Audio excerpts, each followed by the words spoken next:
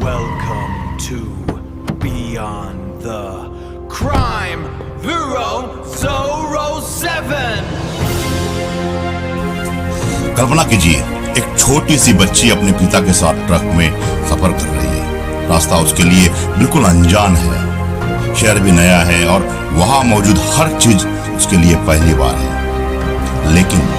लेकिन अचानक सड़क के किनारे एक जगह को देखकर वो कुछ ऐसा कहती है जिसे सुनकर उसके पिता हैरान रह जाते हैं। बच्ची कहती है, ये रास्ता मेरे घर जाता है। सुनने में ये किसी फिल्म की कहानी जैसा लगता है, लेकिन हैरान करने वाली बात ये है कि ये किसी फिल्म की पटकथा नहीं, बल्कि एक वास्तविक घटना थी जिसने आगे चलकर कई सवाल खड़े कर दिए।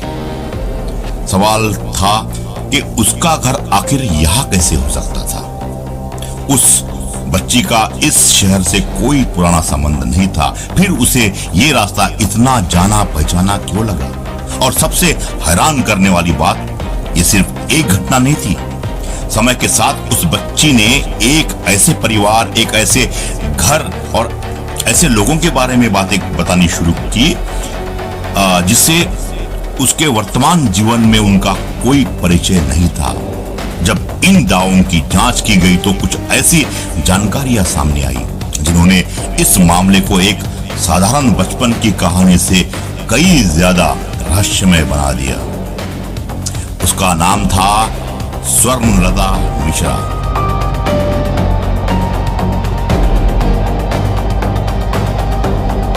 क्या सचमुच उसे अपने पिछले जन्म की याद थी, या फिर इन दावों के पीछे कोई ऐसी वजह थी जिसे उस दौर में समझ पाना आसान नहीं था। आइए जानते हैं पूरी कहानी।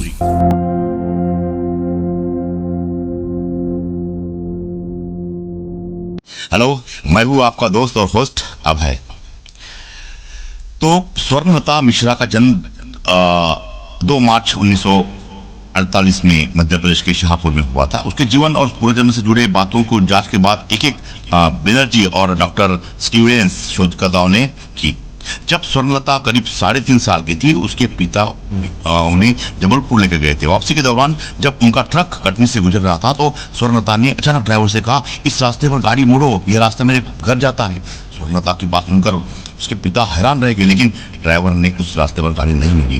कुछ देर बाद जब वे कटनी में चाय के लिए रुके तो स्वर्णलता ने अपने पिता से कहा कि उनके घर पर इससे कई अच्छी चाय मिल सकती है। उस समय यह बात उनके पिता के लिए बेहद रहस्यमय थी, क्योंकि उनका परिवार कटनी में कभी नहीं रहा था। लेकिन असली कहानी इसके बाद शुरू हुई। इसके बाद स्वर्णलता ने अपने भाई बहनों को बताना शुरू किया कि उन्हें कटनी में बिताए अपने एक पिछले जीवन की यादें है। वह खुद को पाठक परिवार की एक महिला बिया के रूप में याद करती थी। वह अपने कथित पिछले परिवार, घर और वहां के लोगों के बारे में कई बातें बताने लगी। अगले कुछ वर्षों में वह ऐसे नृत्य करने लगी और ऐसे गीत गाने लगी जो उन्होंने इस जीवन में कभी नहीं सीखे थे। मोमो चित्ते नित्ते नित्ते के नाचे टाटा थोई थोई मोमो चित्ते। ये लगभग 10 वर्ष की उम्र में स्वर्णलता की मुलाकात कटनी के एक प्रोफेसर की पत्नी से हुई। स्वर्णलता ने दावा किया है कि वह उन्हें अपने पिछले जन्म से पहचानती है। 1 वर्ष बाद उनके दावों को जांच डॉक्टर एल बनर्जी ने की, जो भारत के एक पैरासाइकोलॉजी के शोधकर्ता और अकादमिक थे। वे विशेष रूप से उन मामलों का अध्ययन करते थे जिनके लोग पिछले जन्म की यादों का दावा करते हैं। वह 2 दिन के लिए कटनी गए और उस वक्त पाठक परिवार के बारे में जानकारी हासिल की, जिसके बारे में स्वर्णलता दावा करती थी कि वह पिछले जन्म में उसी परिवार की सदस्य थी। लेकिन अब कहानी का सबसे दिलचस्प हिस्सा शुरू होता है। स्वर्णलता ने अपने कथित पिछले जीवन से जुड़े पाठक परिवार के घर और उसके आसपास की कई ऐसी बातें बताई जिसे उस समय सुनना किसी पहेली से कम नहीं था।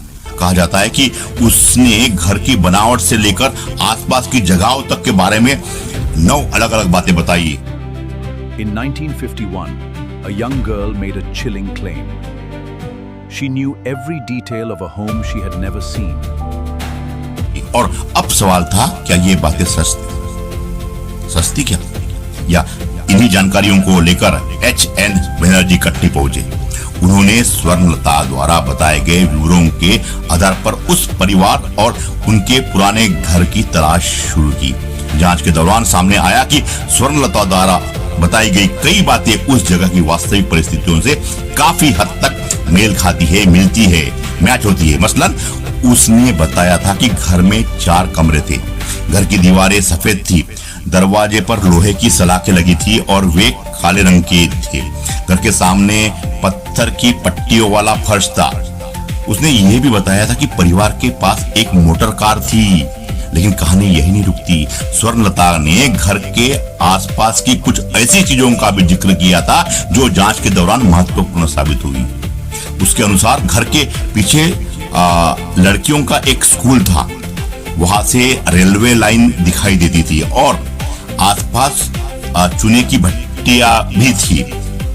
अब सोचिए, एक छोटी बच्ची जो अपने वर्तमान जीवन में उस जगह कभी नहीं गई थी, वह इतने विशिष्ट विवरण कैसे बता सकती थी? क्या ये महज इत्तेफाक था? क्या उसने ये बातें किसी तरह से पहले सुन ली थी, या फिर स्वर्णलता सचमुच उस घर और उस परिवार को किसी पुराने जीवन की याद के रूप में पहचान रही थी? इन सवालों का जवाब तलाशने के लिए बाद में इस मामले की और भी गहराई से जांच की गई और यहीं से स्वर्णलता मिश्रा की कहानी सिर्फ एक बच्चे के दावे से निकलकर एक ऐसे केस में बदल गई जिसे पैरासाइकोलॉजी के शोधकर्ताओं ने वर्षों तक अध्ययन किया। उनके बयान पाठक परिवार की बेटी बिया के जीवन से मेल खाते थे। बिया की शादी श्री चिंतामणि पांडे से हुई थी। बिया की मृत्यु 1939 में हुई थी, स्वर्णलता के जन्म से लगभग 9 साल पहले। इसके बाद स्वर्णलता और उनके परिवार के लोग कटनी तथा इन दूसरे शहरों में गए जहां बिया ने अपने वैवाहिक जीवन का काफी समय बिताया था।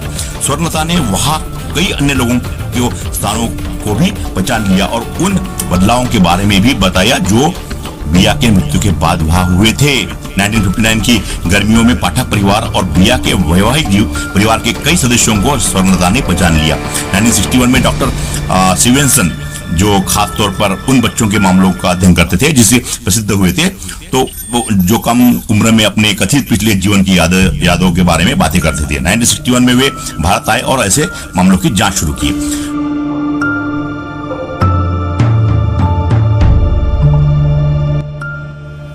इस क्षेत्र में उन्होंने 4 दिन बिताए। उन्होंने इस मामले से जुड़े लोगों से बातचीत की जिन्हें स्वर्णलता, बिया के भाई और उनके बच्चे भी शामिल थे। डॉक्टर स्टीवेंसन के अनुसार स्वर्णलता इन लोगों के प्रति बहुत गहरा स्नेह दिखाती थी।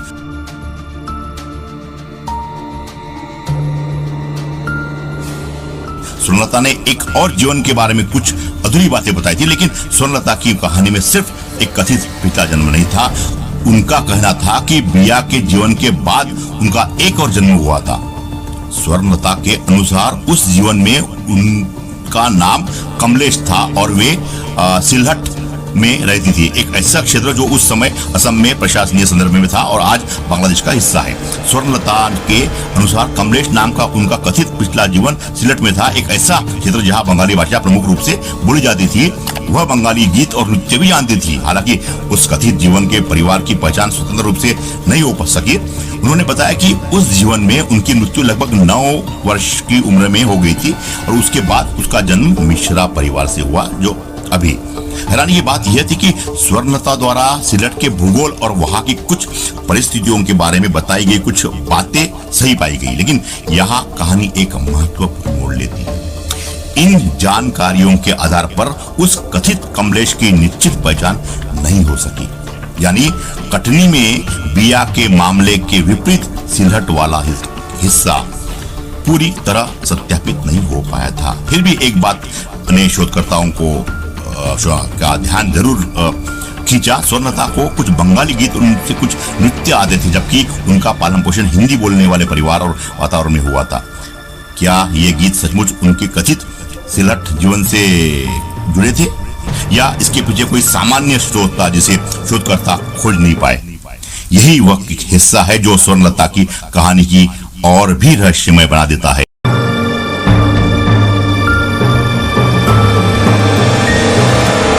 लेकिन अभी तक ऐसा कोई बच्चा नहीं मिला जिसका जीवन स्वर्णलता द्वारा बताए गए इन विवरणों से पूरी तरह से मेल खाता हो।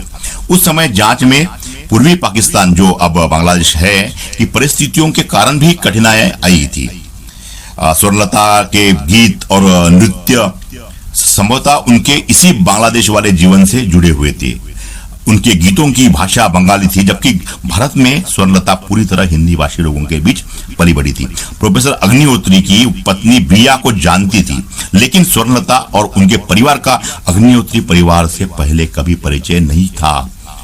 श्री M.L. मिश्रा और श्री अग्निहोत्री दोनों ने बताया कि दोनों परिवारों की पहली मुलाकात तब हुई जब अग्निहोत्री ने स्वर्णलता के पिछले जन्म के दावों के बारे में सुनकर उन्हें और उनके पिता को अपने घर बुलाया।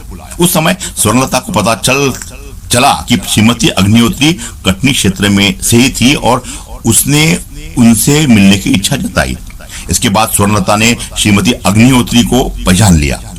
यह घटना जुलाई 1958 में हुई थी। उस समय 10 साल की थी, लगभग 6 वर्षों से पिछले जन्म के बारे में बातें कर रही थी। डॉक्टर स्टीवेंसन को पता चला कि मिश्रा परिवार पन्ना से दूसरे शहरों की यात्रा करता था और कभी कभी कटनी से होकर गुजरता था, इसलिए ये संभव था कि स्वर्णलता के यात्राओं के दौरान कटनी के बारे में कुछ जानकारी सुनी होगी। पाठक परिवार उस क्षेत्र में प्रतिष्ठित था और संभवतः उनके घरों की स्थिति वहां के लोगों को पता थी, लेकिन स्वर्णलता ने पाठक परिवार के घरों की संरचना और बनावट से जुड़ी ऐसी जानकारी भी दी थी जो उन्होंने उनके बारे में बोलना शुरू करने से कई साल पहले बताई थी। यदि उन्होंने किसी तरह पाठक परिवार के बारे में जानकारी प्राप्त की थी तो वह जानकारी उसने माता पिता से छिपी रहना भी असामान्य था, क्योंकि जब स्वर्णलता ने पहली बार पाठक परिवार के बारे में बातें शुरू की थी तब उनके माता पिता उस परिवार को जानते तक नहीं थे। और क्योंकि स्वर्णलता कभी भी अपने माता पिता के बिना घर से बाहर नहीं जाती थी, डॉक्टर स्टीवेंस को यह संभावना कम लगती थी कि उन्होंने पाठक परिवार के बारे में ऐसी जानकारी अकेले प्राप्त की होगी, जबकि उसी समय उनके माता पिता को इसकी कोई जानकारी नहीं थी।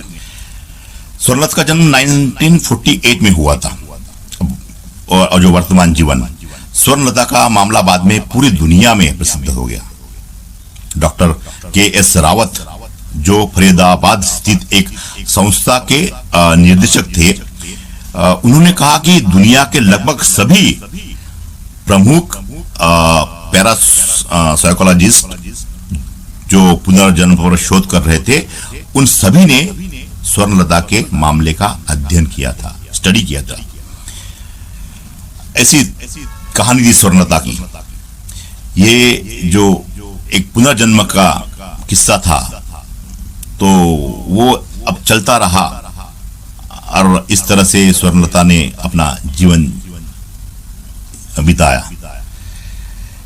आज के वीडियो में बस इतना ही। हम बहुत जल्द मिलते हैं एक नए रोमांचकारी वीडियो में।